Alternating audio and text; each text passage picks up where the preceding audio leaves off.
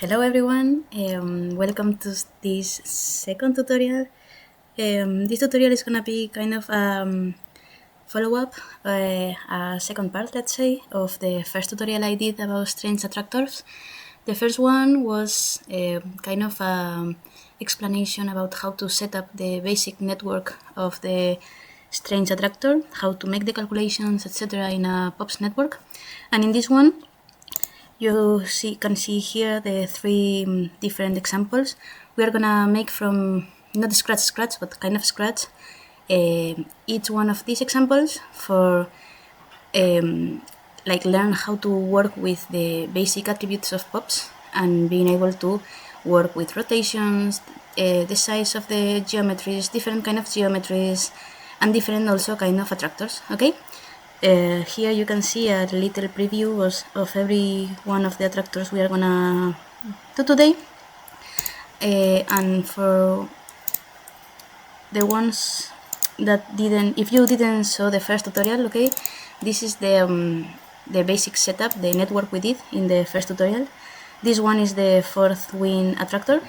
And what we did in this network, in this first session, let's say, it was like a basic feedback loop with all the calculations for achieving this particle system.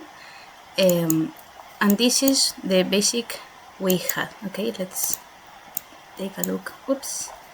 This is the shape we had. Okay. And today we are gonna work from this first network. Also, if you're lazy to follow the first tutorial, I have this file as a free file in my Patreon, so you can download it and follow this tutorial from this original network, okay? But as you can see, it's super simple. It's like just a point generator, a little feedback loop with the calculations and a reset. And then here we instanced the positions with little boxes here and a basic render system. There is nothing else, just a light and a phone, but as you can see, it's a very raw network. So let's start with the first example, that is the attractor is the same attractor, the fourth wings, so you can use the same file, exactly the same file. And this is the network we are going to be building. As you can see, this is the original network we already have. And now we are going to add a few more things to achieve these textures. We are going to add the color, we have the two types of geometries in this system, little boxes and little like rectangles, and then a little camera position, a bloom, and that's it, okay? So let's build this from scratch. I'm going to do this for you. It's going to be easier for you to follow. I'm going to use this project. I'm going to work in this network, okay? So we have this. It's the exact same point we left in the first tutorial. And what we are going to do with this is test. Let's put this like a little bit more here for having more space. And in this first tutorial, we were working with instances here, as I said before. But for this one, I will work with a copy instead of instances. Okay, so we can turn this off and we add here a copy and we connect this. Okay, so we have the same exact network. The boxes are the copy. The copy works like a instancing. Okay, the thing with the copy is you can add here attribute templates, so you can apply different parameters here. So the first thing we are going to do is to add the color. Okay, adding the color is super simple. We use a lookup texture. That's the node that's gonna look to a ramp. We are gonna put our colors here as usual in the ramp. Okay, let's say I don't fully remember which were my setups, so maybe it's not exactly the same as the example. Okay, but we did this.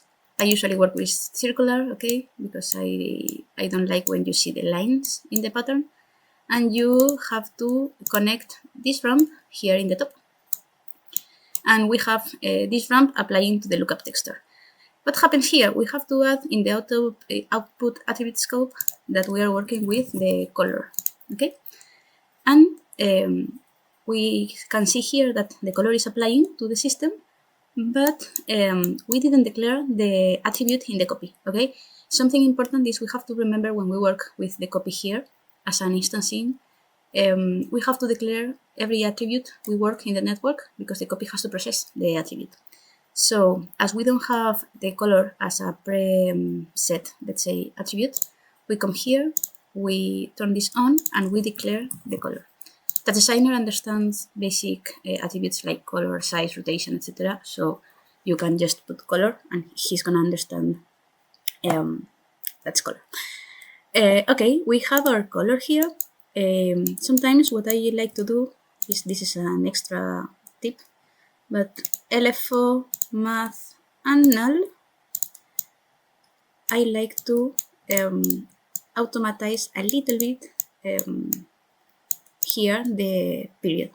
You can see here, if we move the period, it's gonna change the quantity of color, let's say. Okay? We don't want this, we want something like super soft, from 1.75, let's say, to maybe 5. Let's see if we can work also with, no.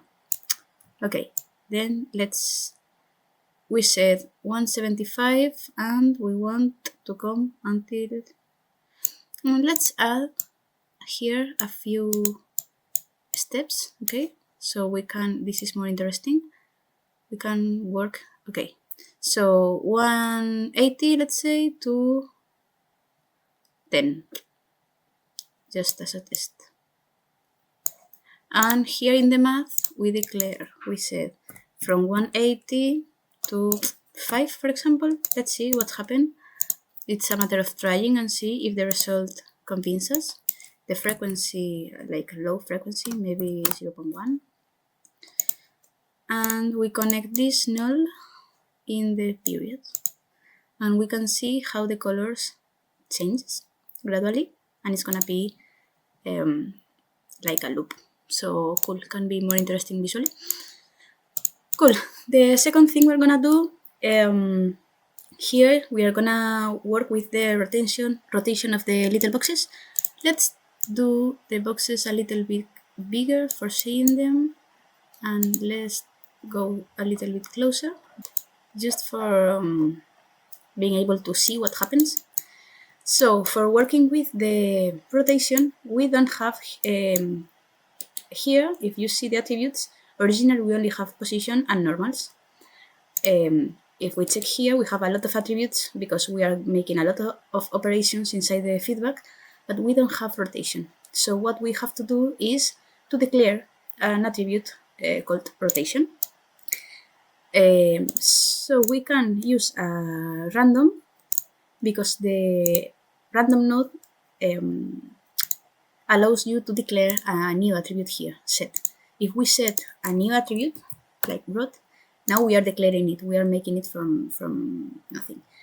So cool, we have a rotation, and what this node does is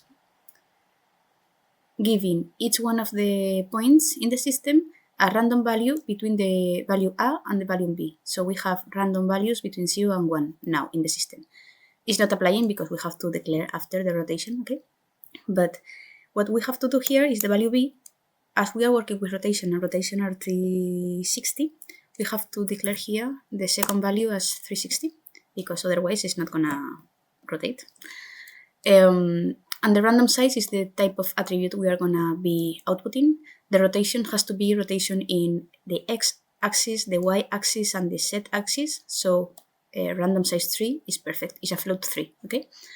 And now we can see that we have here rotation like a float 3 attribute. Cool. Don't worry about this. This is happening because in the light I have shadows applied, so we can manage this after, but you're gonna see a weird pattern when we play with the rotation, maybe. And here in the copy, we have to, in templates, we see that rotation is a preset. So we just turn this on.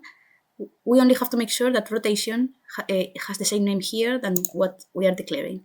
If here we write rotation like completely, like this, it's not gonna work. So we have to change here the name of the attribute. And you see that it's already applying. Now we have each one of the boxes has a random rotation between 0 and 360. Cool. Also, you can play with this seed to change the seed of the type of values, the randomness, let's say. Cool. And we are gonna do kind of the same for the scale. We add another random. Now you see this because the preset of the node, it's adding the randomness to the position, and we don't want this. So we are gonna set again scale. And now we are gonna apply, have to decide which from which size to which size we want the boxes, okay? I'm gonna say from 0.5 to, let's say 2, for being able to see the difference between the scales. And again, we have to declare this. What happens? The point scale is not the same name that we declare again, so we have to rename it scale. And now you can see if you change this, the boxes are changing the scale randomly because is what the random say doing. Again, the same as the rotation. Cool. What are we going to do? Let's do the original boxes a little bit smaller, and we want to manage the amount of numbers of particles we're working, because now the second part is we are going to duplicate the system to work with another kind of geometries in the same pattern. Okay, so for now let's let this number, but keep in mind that you can work with this if you want less boxes than rectangles, etc. So we have to copy the core of the system, the original one we had. And also let's copy this because it's gonna be reference here.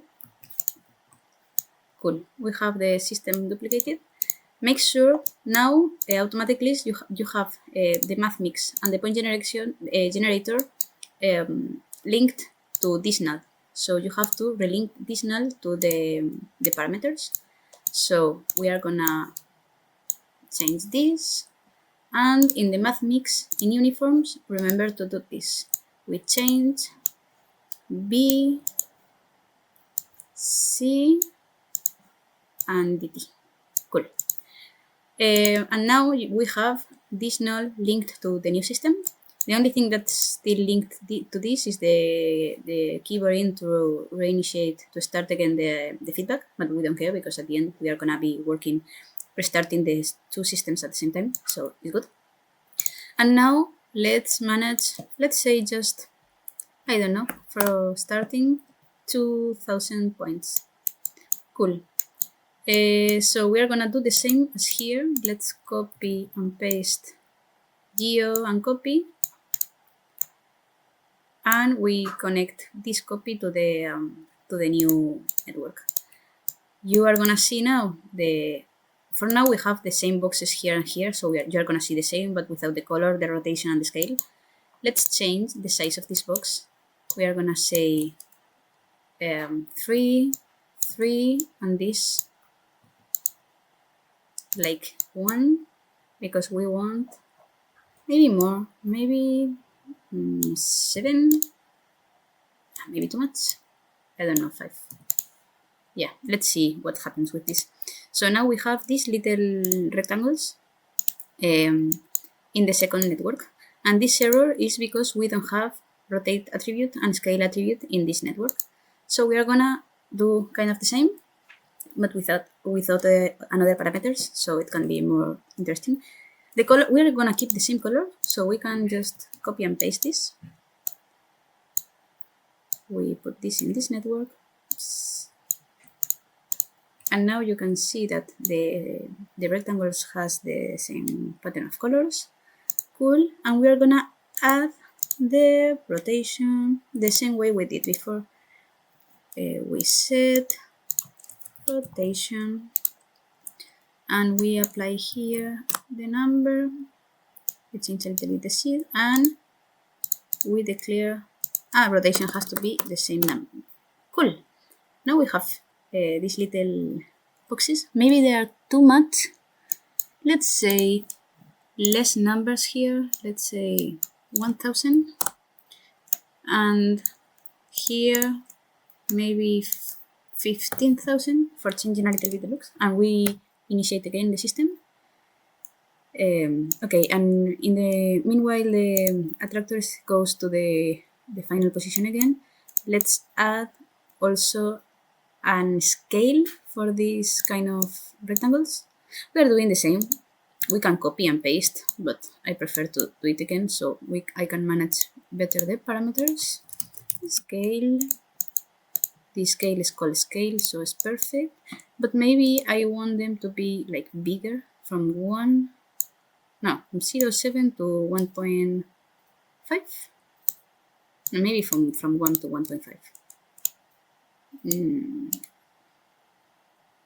2. Let's do it evident. And now we have this kind of aesthetic. It's already similar to the example I showed you.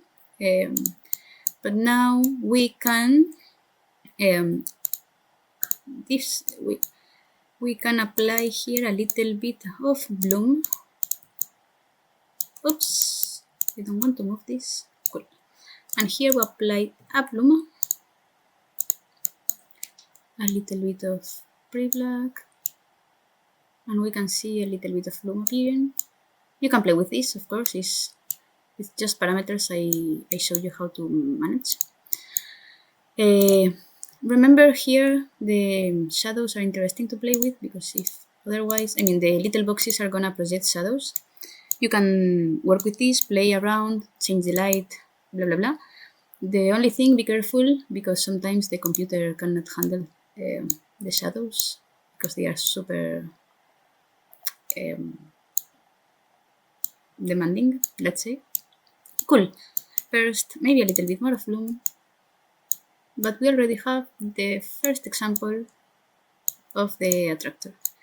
You can play with the parameters, you can add, I don't know, more lights, more colors, change also, you can also change the shape, you know, I don't know, you can do a lot of things. Even you can add another system down with just 100 points and use really big boxes. We are gonna see how to do it in the next example, but can be interesting to add like suddenly big geometries in the system. I don't know. This is the first example. Okay, cool. So let's go now to the second one. The second one was this one, the, let's say, big rock cement aesthetic, okay? And we are gonna do the same from scratch. Wait, I'm gonna show you first the network for you to see, okay? If you see here, we are not working anymore with the math mix we saw in the first tutorial and we are using in the first example. Now we are using just this component. This component is, I did a series of components with different formulas of different shapes of attractors. And they are kind of more complex equations, okay? I'm using GLSL, so I'm gonna post these, or some of them are already posted on my Patreon, but I'm gonna let all of them in my Patreon for you to be able to download them, and you can just plug the component and you already have the shape of the tractor, and you can just work in the post-processing and stuff. This is only the equation system, the feedback loop with the equation system, okay? Cool. Let's do it from scratch. We have a point generator here. We are gonna use, as always, the preset. We don't care. We are gonna add a null. And here, I have here the components I was telling you before.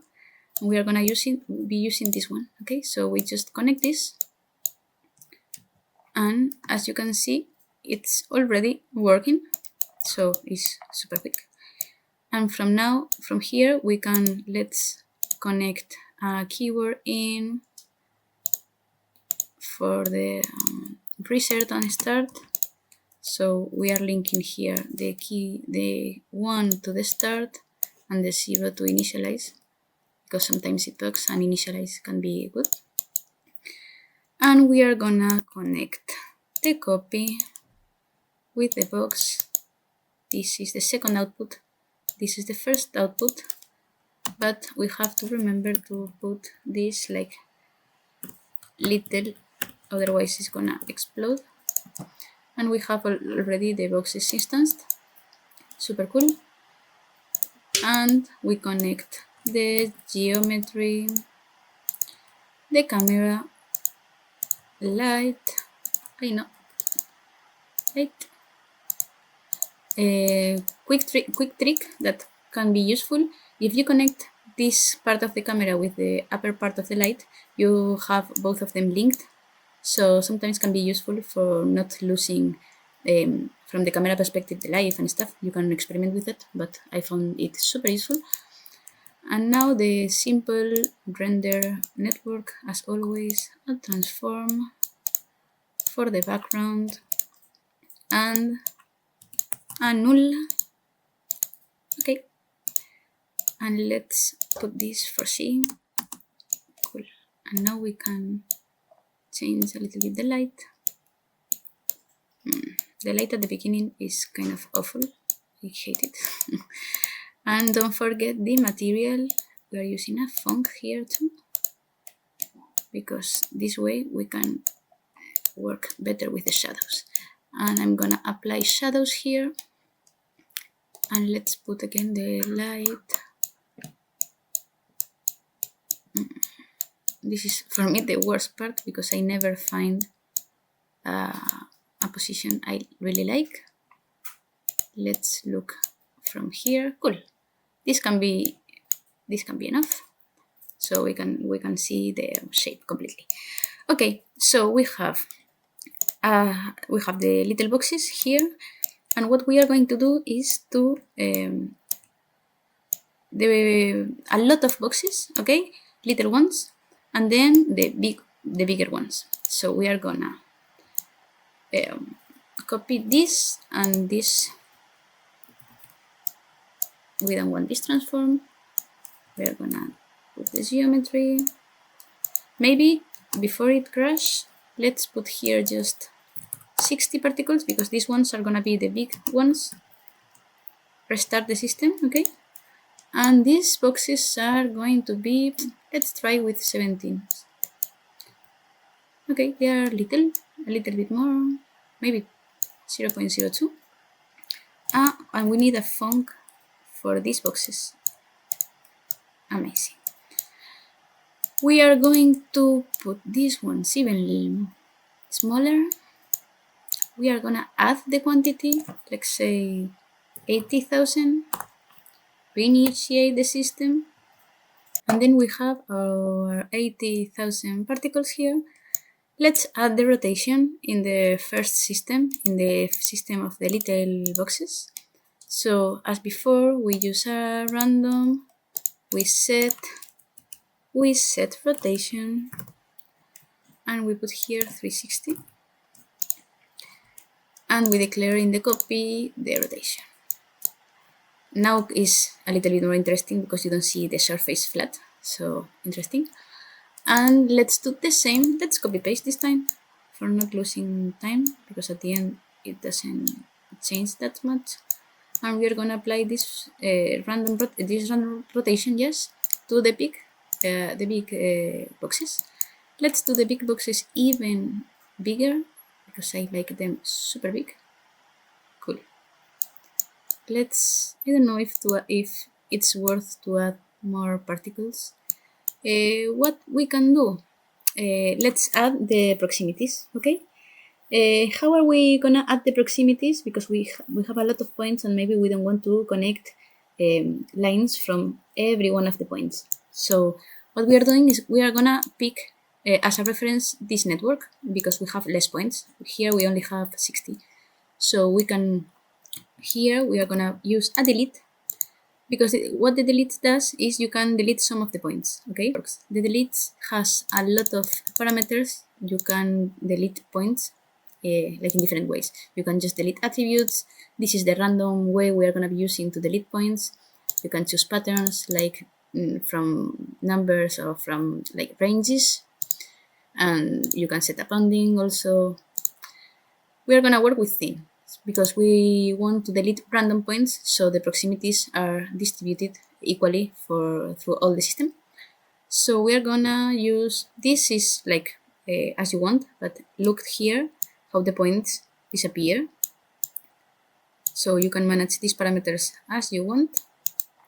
And from here we can connect the proximity, and you can see now how the lines are appearing. Maybe we like longer, so let's put here 8 and here 0.7 because we don't want the little ones. And we have our proximities. Let's render the proximities with another geometry, okay? And this time the material we are gonna be using, it's gonna be wireframe, because the wireframe allows you to like work with the line width. It's something that I really like, because I don't really like the thick line other materials put automatically. So let's try with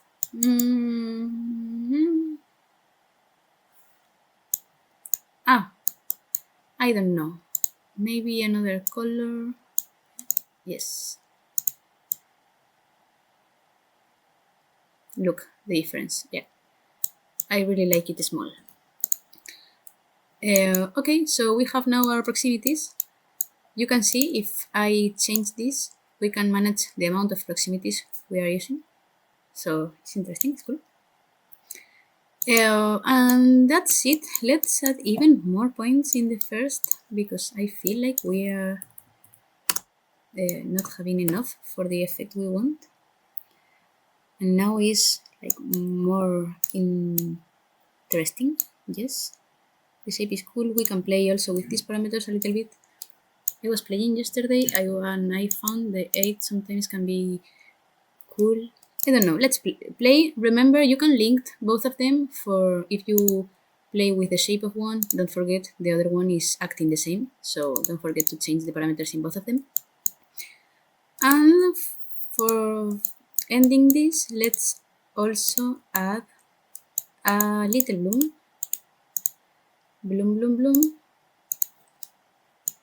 a little bit, maybe too much, yes, kind of this. Okay, little trick before going to the last example, okay, about camera movements. Camera movements are a big topic.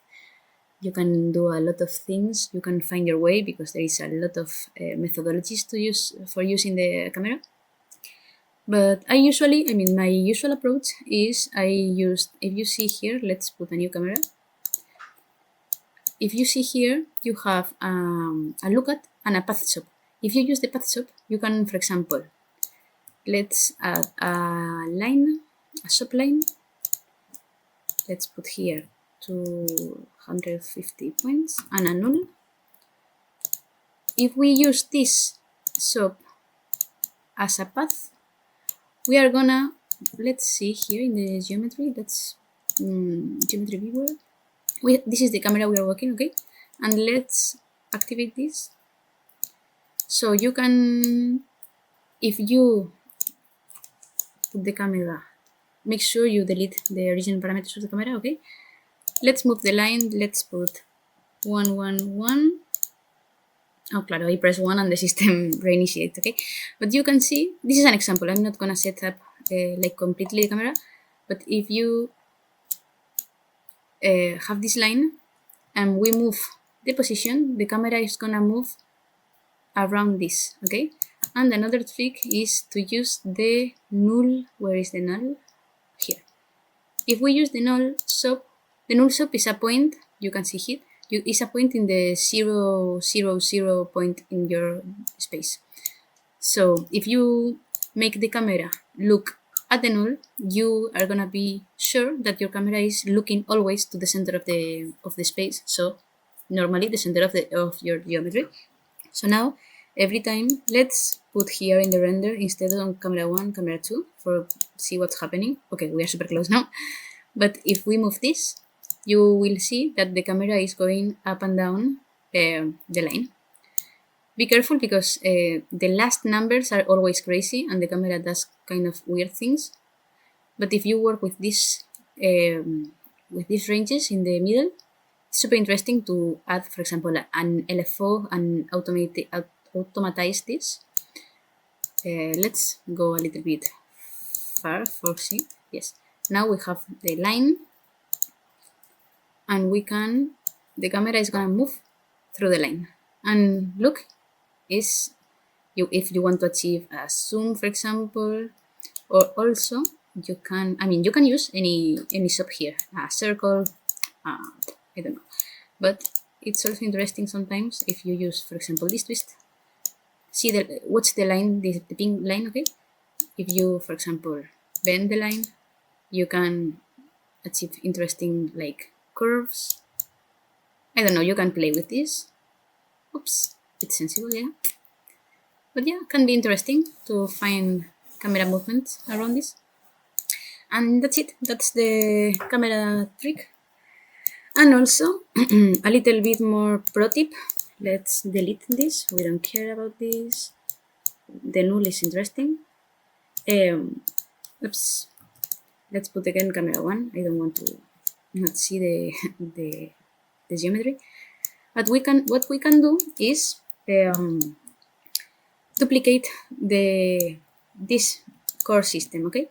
And now we can, wait, I'm duplicating the render. I don't want to renders. Cool. What we want is, can be interesting to follow the geometry inside with the camera. So what we can do is to put in this system just one point. It's gonna be the point that's gonna follow, the camera is gonna follow to go for going inside to the geometry, okay? I don't want to be inside, so let's use a transform for, I don't know, scale 1.2. Let's try. So now we have in this just a point doing all these shapes. And if we want to extract the position of this point with this chop, we can see all this is the position of the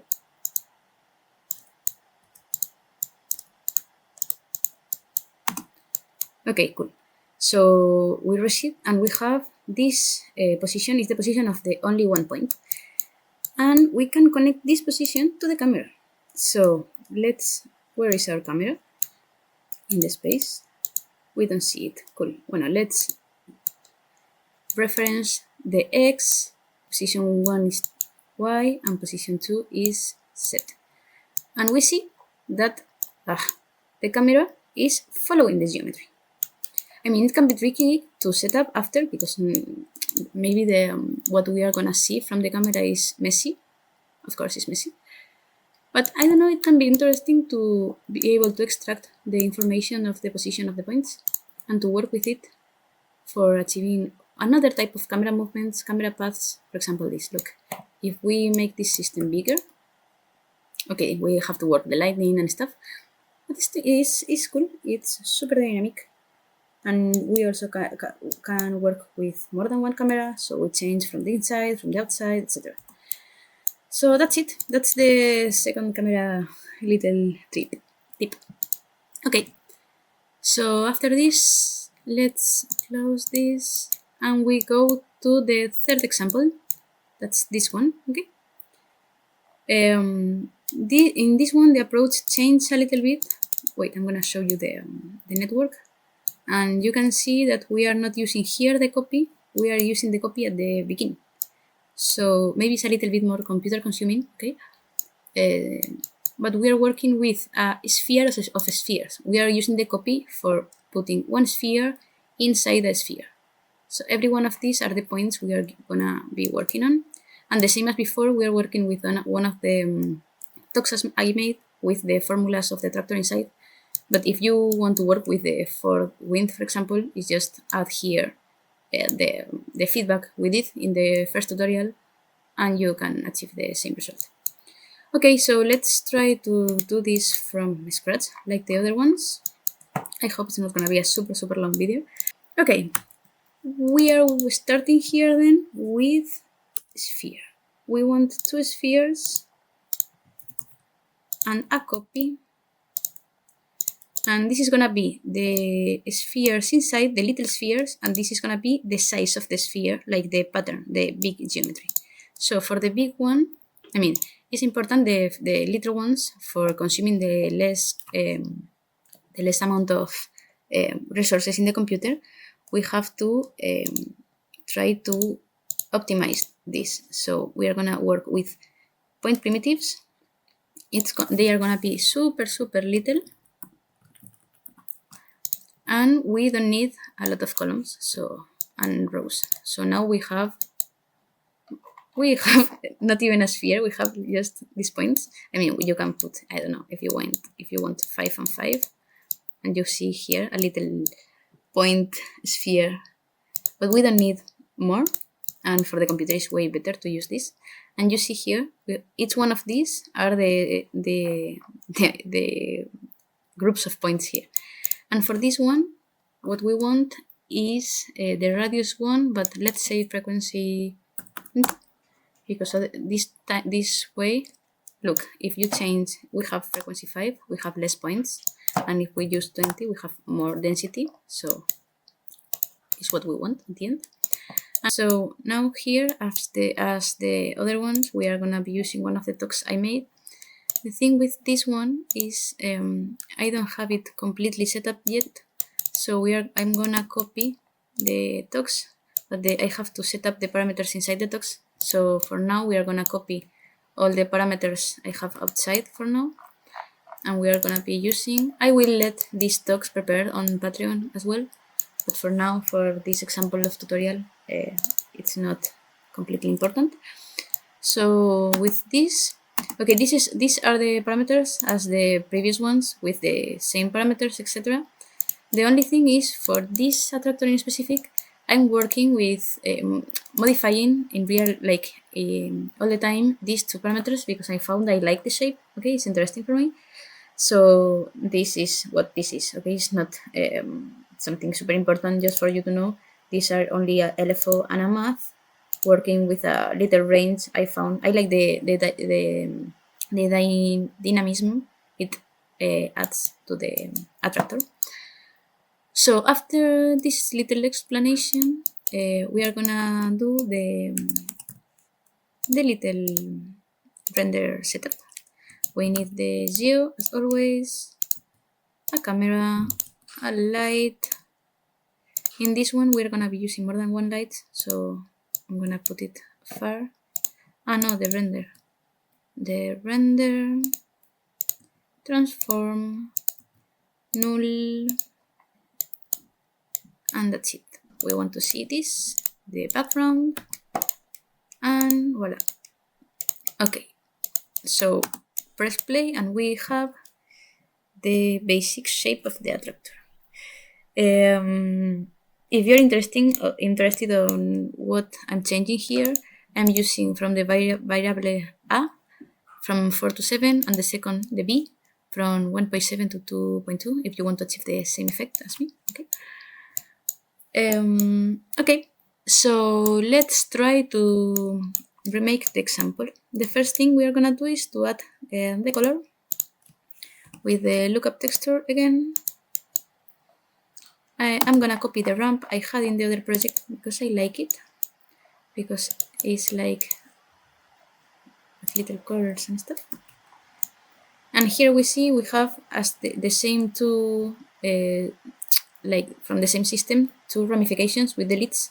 That's the thing that's interesting in this third example. Okay, so we copy the ramp, we connect the ramp to the lookup here, and we set up color, and we have the color. Cool. Now is when we see, as we are not working with solid text, solid geometries, and we are working with little spheres, and at the end it's only little points, we don't have a geometry, and the light is gonna be complicated to work.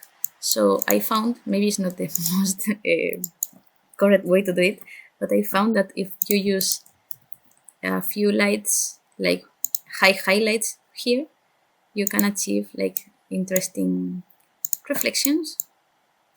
Maybe from here, you can experiment with this, of course. It depends on the result you want. And that's it. That's what we have for now. Okay, and we are gonna set up the two ramifications of the system.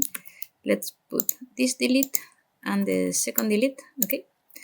The first one we are gonna work with. I was working with the skin because I wanted to test how skin works, but you can do the same with proximity as we did in the previous example. But for example, here, let's see. The skin does something kind of similar to this geometry. Let's delete also. Let's see what we are doing. Okay, and let's see how it looks like. Let's the geo. We are gonna use wireframe again because interesting the line width, and we see the proximity. Let's reboot the system, and I want the camera to be a little bit far because I want to see exactly what's happening, and I want to do it slower. So let's say 0.05. Yeah, I prefer to see exactly what's happening with the trails and proximities. So this is what we have with the skin.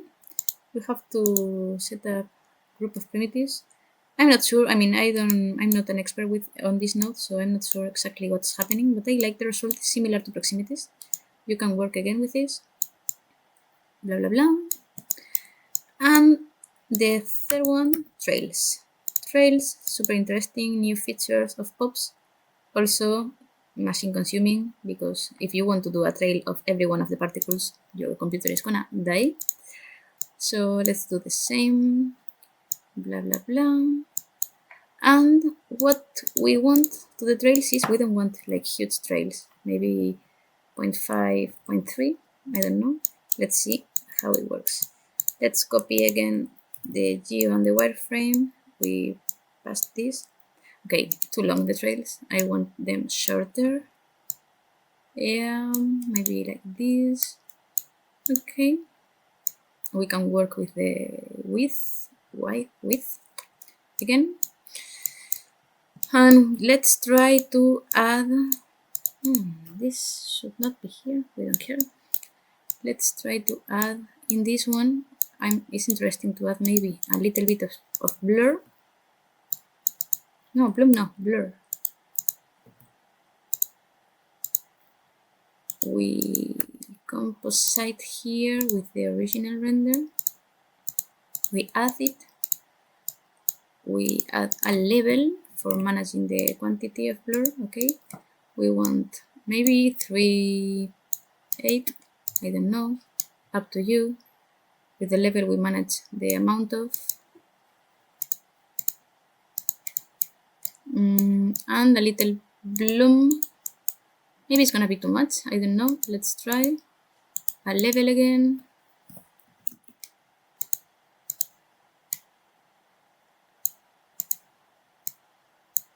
You can play with these parameters depending on what you want, as always. Okay, and we want to composite this too. And we add it. Way too much. Let's add another level here.